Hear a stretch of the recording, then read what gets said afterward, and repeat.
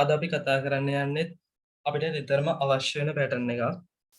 එතකොට මේ පැටර්න්ස් සියල්ලම අපිට කතා බහ කරද්දී නිතරම අවශ්‍ය වෙන වාක්‍ය රටාවන්. අපේ අදහස් ඉදිරිපත් කරන්න, අපේ හිතට දැනෙන දේවල් ඉදිරිපත් කරන්න අපිට පුළුවන් මෙන්න මේ පැටර්න්ස් ටික අපි හරියට දැනගෙන ඉන්න ඕන. මේ පැටර්න් සමහර වෙලාවට අපිට ඉංග්‍රීසි වලින් කතා කරන්න ඕන. හැබැයි කතා කරන්න යන වෙලාවට අපිට දැනෙන අදහස අපිට කියා ගන්න බැරිව අපි හිර වෙනවා. මේ දේ කොහොමද කියන්නේ ඉංග්‍රීසි වලින් කියලා අපි සමහර දැන්වලදී හිර වෙනවා. අන්න එහෙම නැතුව හිතට එන ඕනම දෙයක් බය නැතුව කතා කරන්න පුළුවන් මේ පැටර්න්ස් අපිට හොඳට පුළුවන් නම් අපි දැනගෙන ඉන්නවා නම් ඒ වගේම අපි හොඳට පුහුණු කරලා තියෙනවා නම් අපිට බය නැතුව හිතට එන ඕනම අදහසක් මේ පැටර්න් වල සහ ටෙන්ස් වල උදව්වෙන් අපිට ගොඩනගාගෙන කතා බහ කරන්න ලියන්න පුළුවන්.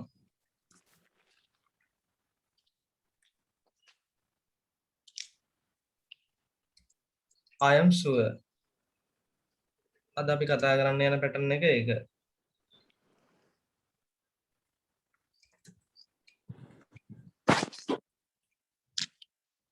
මේ I am sure කියලා අදහස් කරන්නේ මට සහතිකයි නැත්නම් මට විශ්වාසයි.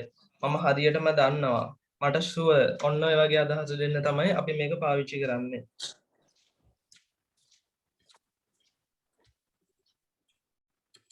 අපි අදහස් ප්‍රකාශ කරන්න ගියාම කතා බහ කරන්න ගියාට පස්සේ අපි ඕන තරම් මෙන්න මේ වාක්‍ය රටාව සිංහලෙන් භාවිතා කරන අවස්ථා තියෙනවා.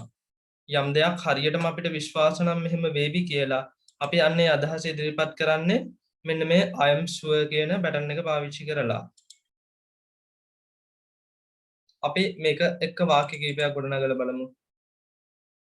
එතකොට මේ වාක්‍ය ගොඩනගන්නේ මුලින්ම මේ පැටර්න් එක තමයි යොදාගන්නේ. ඊට පස්සේ තමයි අපි වාක්‍ය පිටිපස්සෙන් ගොඩනගන්නේ. එතකොට ඕනම වාක්‍යයක් ඉදිරියට මේ පැටර්න් එකෙන් අපි අදහස් ඉදිරිපත් කරන්න යන සහ ගැලපෙන ඕනම වාක්‍යයක් ඉදිරියෙන් අපිට මේ පැටර්න් එක යොදා ගන්න පුළුවන්. අපි හිතමුකෝ මෙහෙම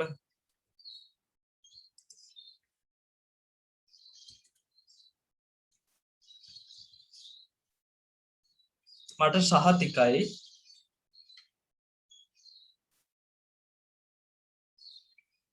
ඔහු මට උදව් කරાવી කියලා. ඔහු මට උදව් කරાવી කියලා.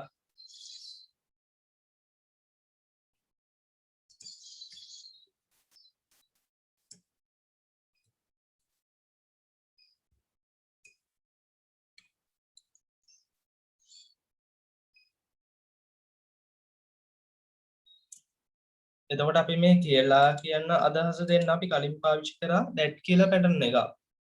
ඒ කියන්නේ that කියලා අපි පදයක් යොදාගත්තනේ. හැබැයි මෙතෙන්දී that කියන පදය අත්‍යවශ්‍ය නැහැ. අපි මේ I am sure කියනකොට ඒ අදහස ඇවිල්ලා ඉවරයි මට සහතිකයි කියන එක. කොහොමද කියන්නේ මට සහතිකයි ඔහු මට උදව් කරાવી කියලා. I am sure I am sure කියන්නත් පුළුවන්. හැබැයි එහෙම භාවිතා වෙනවට වඩා මේ කෙටියෙන් තමයි වැඩිපුර භාවිතා වෙන්නේ I am sure. මේ විදිහට. He will help me. එහෙනම් හරි ලේසි වාක්‍ය රටාවක්. I am sure කියන පැටර්න් එක මුලට යොදාගත්තට පස්සේ අපිට ඕනම ආකාරයේ වාක්‍යයක් ගොඩනගන්න පුළුවන්.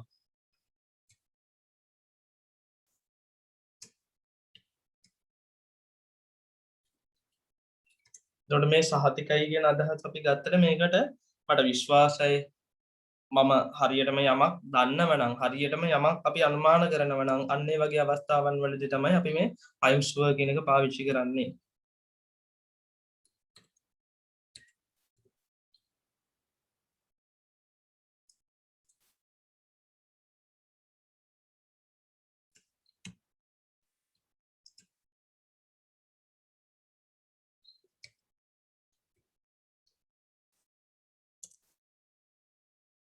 දෙවෙනි වාක්‍යය මට සහතිකයි ඔයා විභාගය සමත් වේවි කියලා.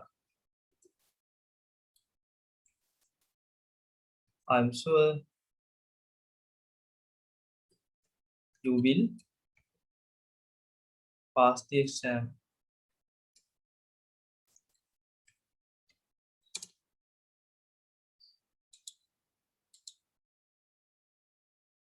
එතකොට මේ අපි අනාගත කාලෙන්නේ අපි මේ කියන්නේ අනාගත කාලෙන් කියන්න පුළුවන්. මම දන්නව නැත්තම් මට සහතිකයි ඔහු ඒ ගැන දන්නේ නැහැ කියලා. අපිට මේක අපිට සහතිකයි කියනවනම් ව්‍යාසුව කියලා කියන්න පුළුවන්. ගොඩක් වෙලාවට අපි මේක භාවිතා කරන්නේ මේ මම කියන කෙනත් එක්කනේ මට සහතිකයි කියලානේ අපිට සහතිකයි ඔහුට සහතිකයි ඇයට සහතිකයි අම්මට සහතිකයි තාත්තට සහතිකයි අපි ඒ වගේ කියන්නේ යන්නේ නැහැ. අර Tamanට දැනෙන හැඟීමක් තමයි මේ පැටර්න් එක යොදාගෙන අපි අදහස ඉදිරිපත් කරන්නේ.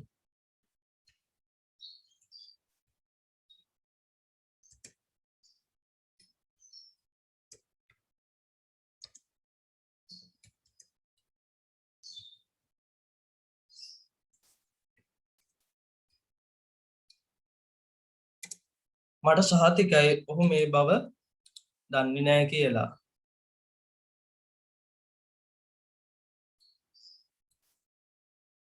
I am sure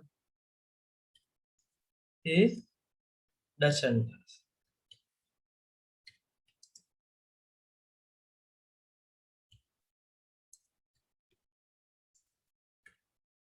Doesn't know about this.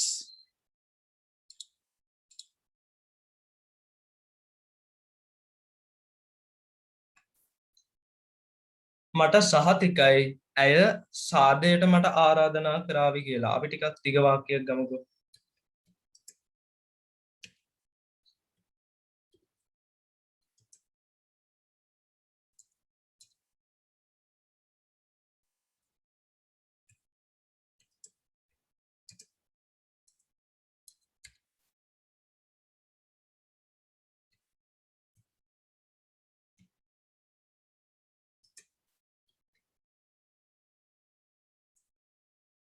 මෙන්න මේ වගේ වාක්‍යයක් කොහොමද තියන්නේ?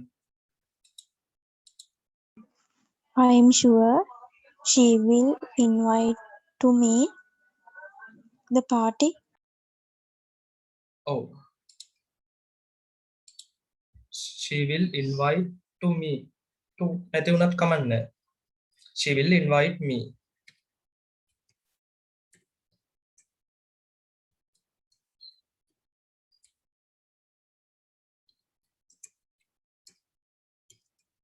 to the party.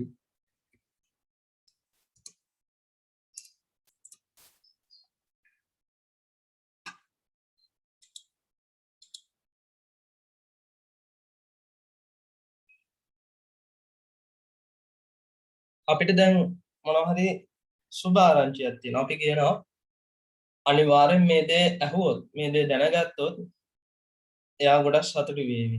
නැත්නම් ඒගොල්ලෝ ගොඩක් සතුටු වේවි.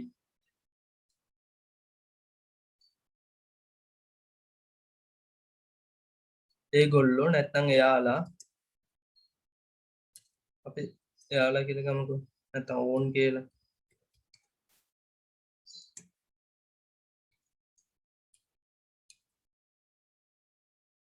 ඔවුන් ඒ ගැන අහලා සන්තෝෂ වේවි.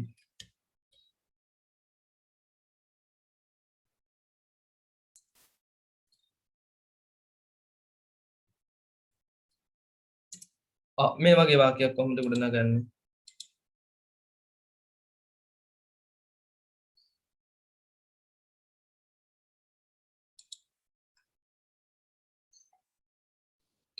I am sure they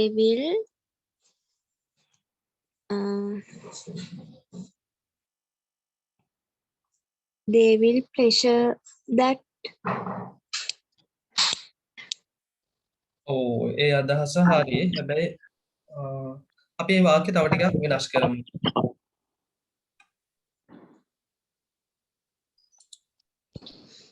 සන්තෝෂ වේවි. අපි ගන්න පුළුවන් නේද ලේසියෙන්ම? හරි අපි ඒක බලමු. I am sure they will hear they will happy hear about it.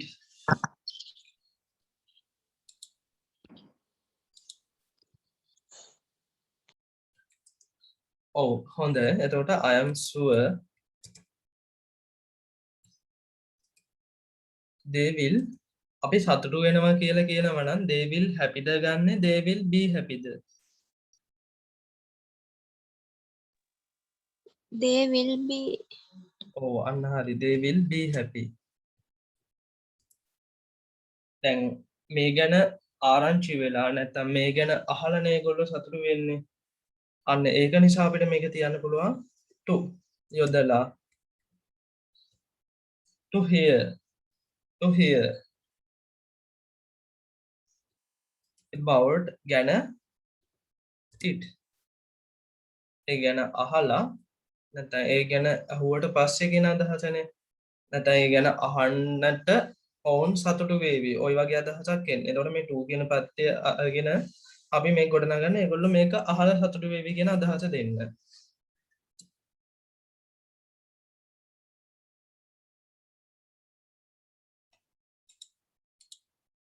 මට විශ්වාසයි නැත්නම් මට සහතිකයි. මෙතනටත් මට සහතිකයි කියලා ගන්න ඕන.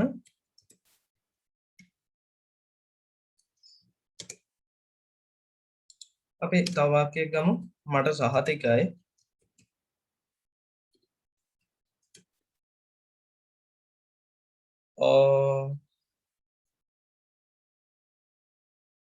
පොලිසිය ඔහුව අත්අඩංගුවට අරගෙන ඇති කියලා.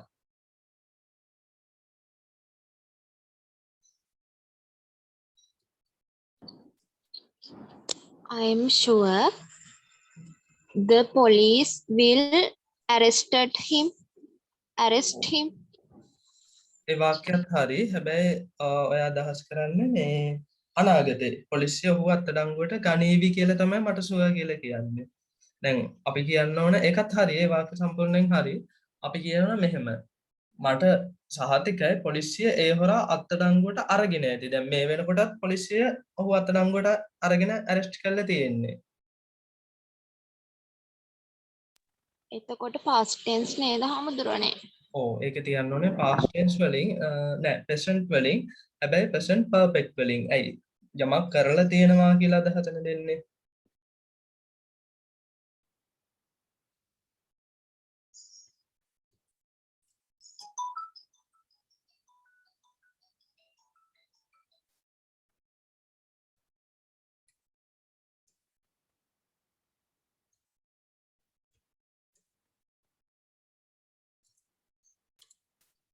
අන්න ඒක ටෙන්සස් අපි මතක් කරගන්න ඕන අපොසිටරයක්.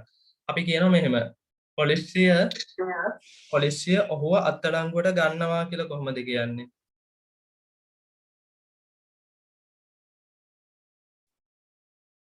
පොලිසිය ඔහුව අත්අඩංගුවට ගන්නවා. The police arrest him. ඔව්.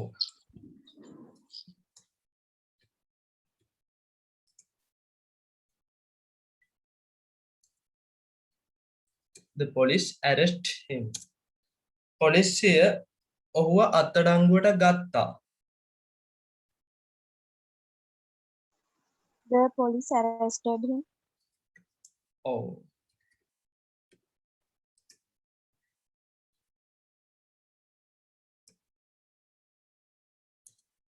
දැන් කියනවා පොලිසිය ඔහුව අත්අඩංගුවට ගනීවි. The police will arrest him. ඔව්.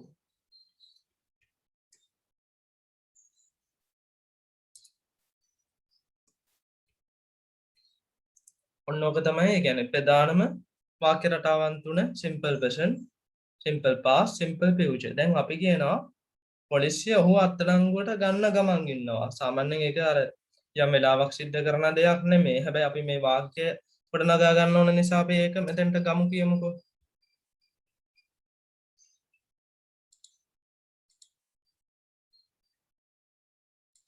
හරි. එතකොට කොහොමද කියන්නේ පොලිසිය දැන් මේ වෙලාවේ ඔහුව අත්අඩංගුවට ගන්න ගමන් ඉන්නවා. The police is arresting. ඔව්. එතකොට පොලිසිය ඔහුව අත්අඩංගුවට ගන්න ගමන් හිටියා. එතකොට මේක ඊයේ හරි පෙරේද හරි අතීතයේ සිද්ධ වෙච්ච දෙයක්. The police was arresting him. ඔව්.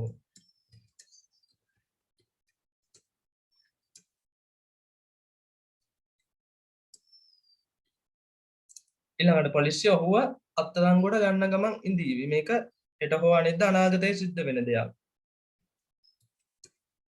කොහොමද කියන්නේ? will be Oh, the police will be arresting him. හරි. එතකොට මෙන්න මේවා ඇවිල්ලා මොනවද? continuous. ඒ කියන්නේ සිදු වෙමින් පවතින අවස්ථාවන්. continuous වලින් අපි කතා කරන්නේ එවැනි අවස්ථාවන්. දැන් අපි කතා කරන්න හදන මොනවා හරි දෙයක් කළා තියෙනවා, වෙලා තියෙනවා කියන අදහස දෙන්න. අන්න. එතකොට අපි කියනවා පොලිසිය ඔහුව අත්අඩංගුවට අරගෙන තියෙනවා. කොහොමද කියන්නේ? the police have arrested him. The police have the has the Has ඔව් police has වෙන්න ඕන. ඒක තමයි police කියලා කියද්දී එතන ඒක වචනයනේ.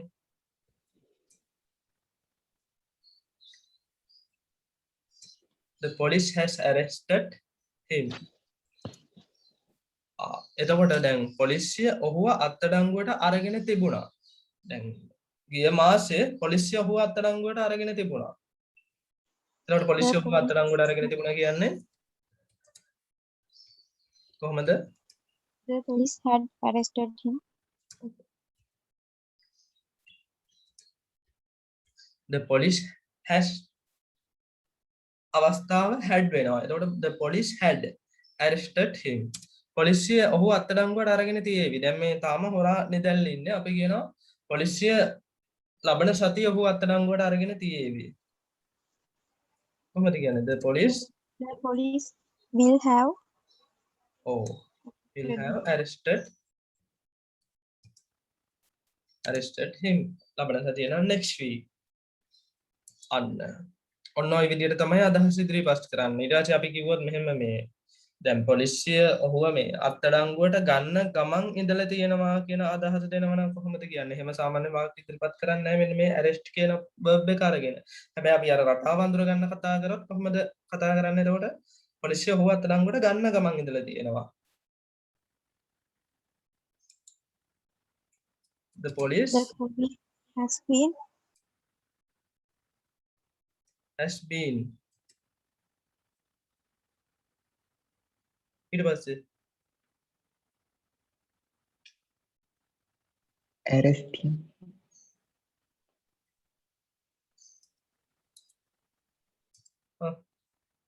him arresting arrested මේ හඳුරන්නේ මොකද්ද? arresting arresting නේද? ඔව් අන්න හරි. ඒක තමයි මම බැලුවේ. The police has been arresting him. මේ බීන් එන අදහස දන්නවනේ මම එදා පැහැදිලි කරන්නේ නේද? මෙන්න මේ නීති දෙක කඩ කරන්න බැරි නිසා තමයි මෙයා එන්නේ මෙතෙන්ට. එහෙම මතක තියාගත්තම ওই බීන් එක සහ ing වරදින්නේ නැහැ. එතකොට පොලිසිය ඔහුව අත්අඩංගුවට ගන්න ගමන් හිටියා. කොහොමද කියන්නේ? The police මේ අත්අඩංගුවට ගන්න ගමන් ඉඳලා තිබෙනවා. had been ඉඳලා තිබුණා. arresting him. ඔව්. had been arresting වෙනවා. ඊට පොලිසිය ඔහුව අත්අඩංගුවට ගන්න ගමන් ඉඳලා තියේවි. The police will have been ඔව්.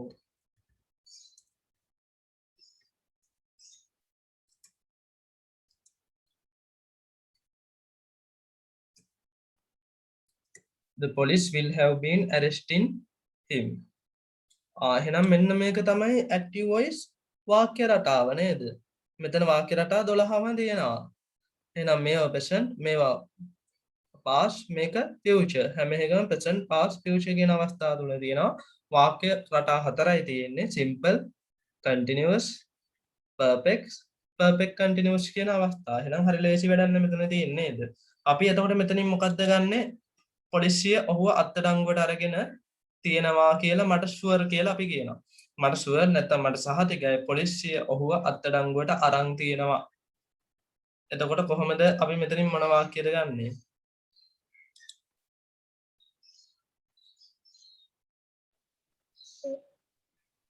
The police had arrested. Oh, the police has වෙන්න ඕන. The police has arrested him.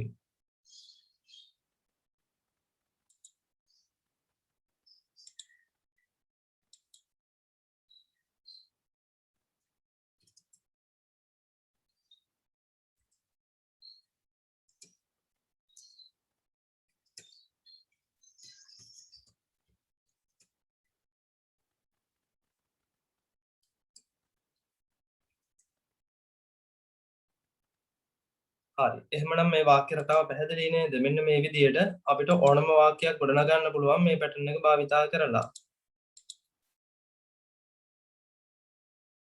I'm sure මට සහතිකයි.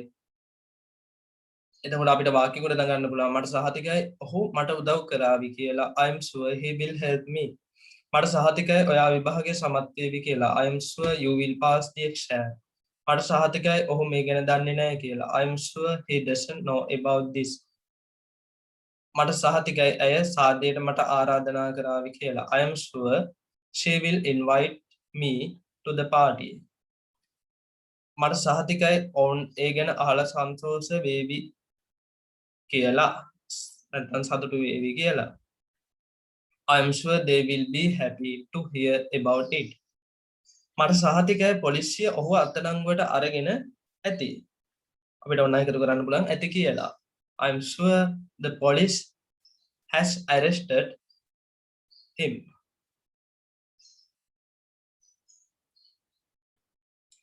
හොඳයි. එහෙමනම් මට ඔයගොල්ලන්ගේ වාක්‍ය කීපයක් ඉදිරිපත් කරන්න.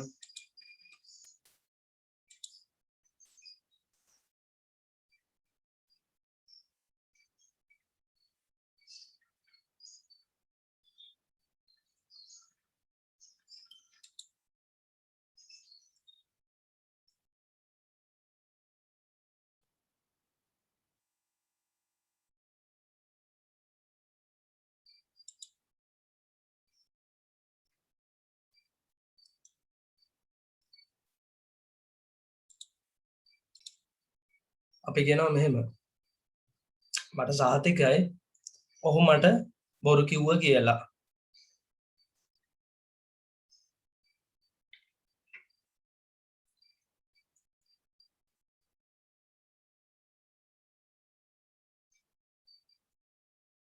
කොහොමද කියන්නේ? මට සහතිකයි ඔහු මට බොරු කිව්වා කියලා.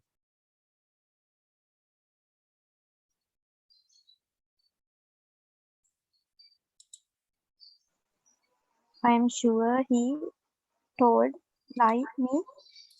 Oh, I'm sure he told lies me. He told lies to me. අර මතකයිනේ මේ direct indirect object මතකයිනේ අපි lies කියන එක මුලට ගත්තනම් me එක කලින් to තියලා තමයි තියන්නේ. He told lies to me. දැන් අපිට ඕක මෙහෙම තියන්න පුළුවන් නේ. I am sure he told me lies. දෙවිදිහටම ගන්න පුළුවන්. වෙනස තියෙන්නේ අපි lies නම් මුලින් ගන්න indirect object එක විදිහට නම් අපි මුලින් ගන්නෙ අපි අර me කියන දැනට to දානවා. lies me කියලා කියන්න පුළුවන්. හැබැයි උනාට වඩා ගැළපීමක් තියෙනවා to යොදාගෙන කියනවා නම්.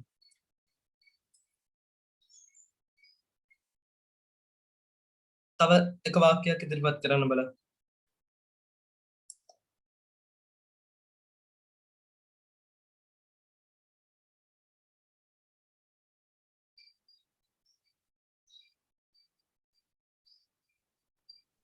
I am sure you will believe me.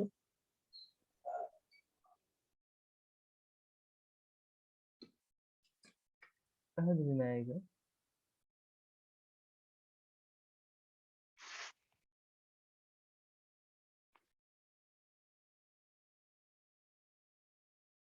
ආයෙ කියන්න බලන්න.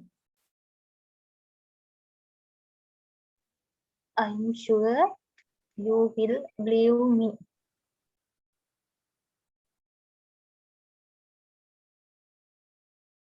I am sure you will ලියු විශ්වාස කරනවා. you will believe me. හරි. ගන්න පුළුවන්. හරි. එහෙමනම් මෙන්න මේ විදිහට තමයි අපි වාක්‍ය ගොඩනගන්නේ. I am sure කියන pattern එක පාවිච්චි කරලා අපිට විශ්වාසවන්ත නැත්නම් අපිට යම් දෙයක් ස්ථිරවම කියන්න අවශ්‍ය නම් අපිට ඒ දේ ඉදිරිපත් කරන්න පුළුවන් මේ pattern එක අනුව.